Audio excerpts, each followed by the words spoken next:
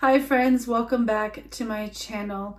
Well, September is certainly here and you can feel the fall transition coming in with these cooler days.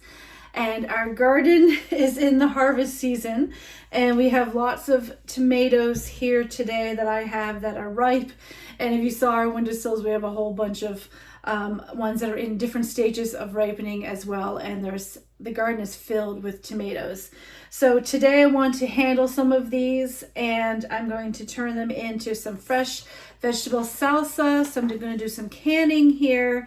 I've only canned a few times, but I've never made salsa, so that will be a learning curve for both of us here, but I will link the recipe. This is just from the Bernardine, I can't pronounce it, Bernardine website.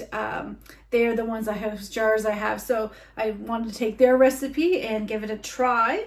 Also today I am going to be making a roast chicken, so a nice comfort kind of warmer, like cooler weather, warmer, cozier time meal. And hopefully later on tonight I'm also going to be making some gingerbread. I know it's pumpkin spice season for everybody now.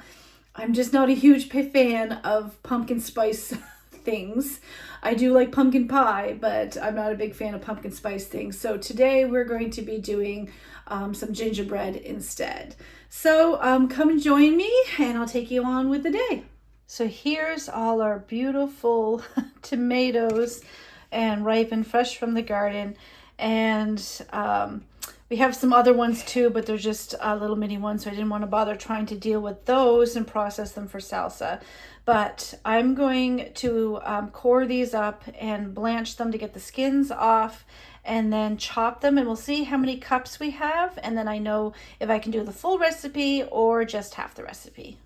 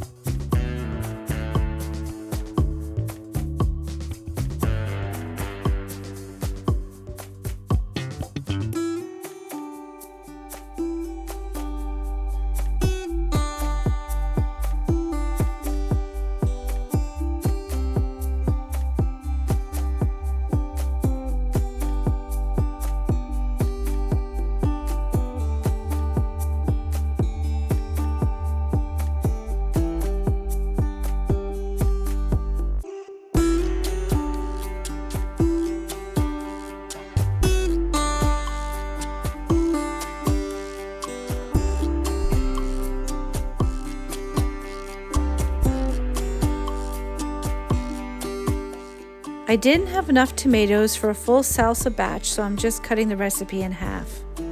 This recipe also calls for chopped onions, green pepper, garlic, fresh cilantro, and jalapenos.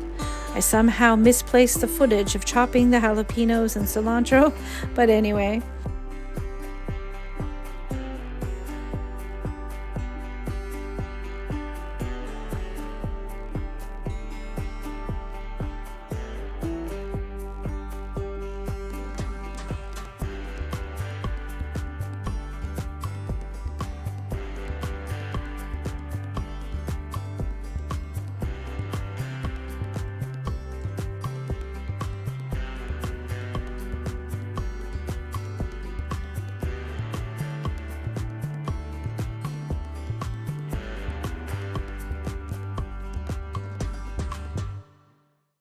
So I've added the chopped ingredients to the pot, and now I'm adding the pickling mixture.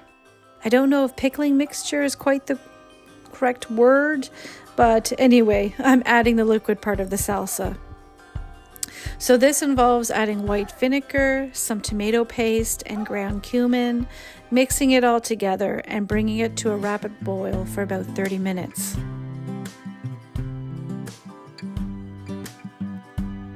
The complete recipe is linked down below in the description. I'm not a canning expert by any means, so I highly recommend you following their recipe for the complete canning instructions.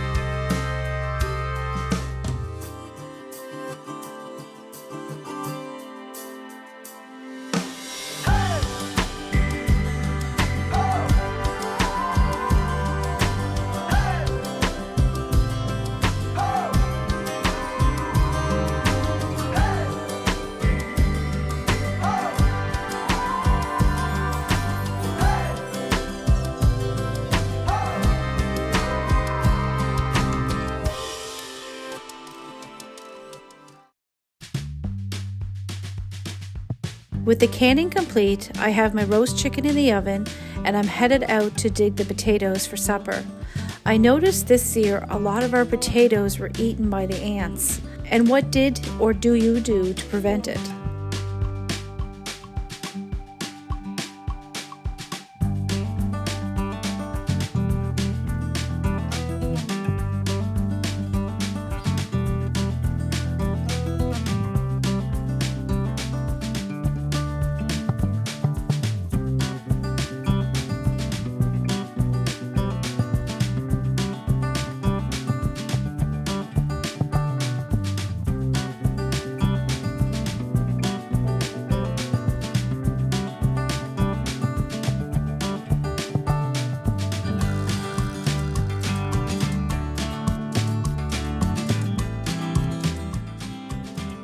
We are certainly enjoying the harvest from the garden this year. We've gotten so much more than what I was able to grow on our little step last year. Our tomatoes, peppers, and squash did really well, and if it wasn't for the ants, we would have a pretty decent potato harvest too. This summer squash, I'm just chopping it up. I'm taking the seeds out, adding some butter that I'm going to melt in the microwave, and then sprinkle some garlic powder over them and mix it all together and roast it in the oven until tender. It's one of our favorite ways to enjoy them.